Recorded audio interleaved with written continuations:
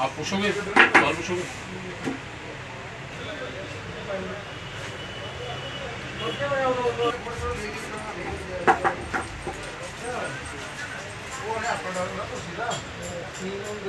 तो हमें जहाँ जहाँ दिक्कत आ रही है, इसलिए आपके माध्यम से हम आवाज़ उठाना चाहते हैं।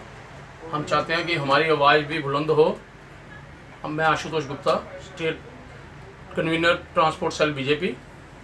आज हम जितने भी जहाँ इकट्ठे हुए हैं, सारे ट्रांसपोर्ट के रिलेटेड जितनी भी हमें दिक्कतें आ रही हैं, हम चाहते हैं कि आपके माध्यम से ये दिक्कतें हमारी थोड़ी सॉल्व हो।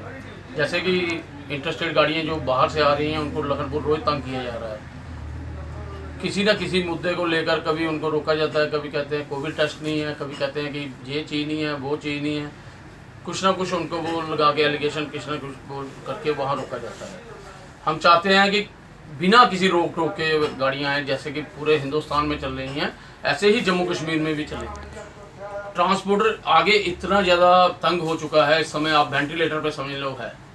जैसे कि हमारे कुछ मुद्दे हैं, जैसे EMI 6 महीने हो गए गाड़ियाँ खड़ी हैं, फिर भी अब बैंक वालों ने वो स्टार्ट कर दी इंस्टॉलमेंट काटना।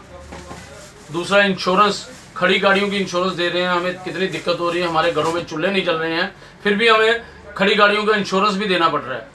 खड़ी गाड़ियों की EMI देनी पड़ रही है, टोकन देना पड़ रहा है खड़ी गाड़ियों का। बाकी पैसेंजर टैक्स जो किसी स्टेट में नहीं है, अब किसी ड्यूटी में नहीं है, हमारी ड्यूटी में है। अभी वो भी मुद्दे जो जितने भी हैं मुद्दे हमारे पाइपलाइन में हैं। भटनागर जी से भी बात हुई है, वो भी कह रहे हैं कि आधे मुद्दे आपके साल जल्दी हो जाएंगे, शायद इसी हफ्ते में हो जाएं। और गवर्नर साहब से भी हमने मेल करके जो मुद्दे उठाए हैं, जो आपको बताए हैं।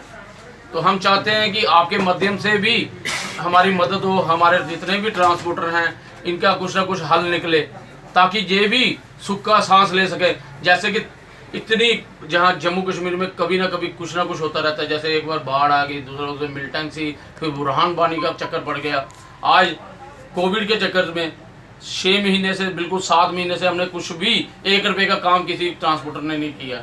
और जब काम नहीं किया फिर कुछ देना पड़ रहा है, जैसे EMI देनी पड़ी या इंश्योरेंस देनी पड़े, कितनी दिक्कत हो रही है हर एक बंदे को। अब हम इनके बीच में हैं, हमें पता चल रहा है कि ये बेचारे कितने ज़्यादा इनको दुख है, जो हम पता चल रहे हैं आज। क्या डिमांड करते हैं? डिमांड यही रखते हैं कि एक तो EMI का करें कुछ, और दूसरा इंश्योरेंस, जो कि हमें गवर्नर साहब से भी आश्वासन आया था कि इसकी आधी इंश्योरेंस होगी, उसका भी थोड़ा सा जल्द से जल्द बताया जाए हमें क्या हो रहा है, इसका क्या नहीं हो रहा है। 15 साल की जो गाड़ियाँ पास नहीं हो रही हैं, उनका भी 20 साल के हमने बोला हुआ है। वो कह रहे हैं कि ये भी पाइपलाइन में है, शायद थोड़े दिन में इसका भी नतीजा आ जाए।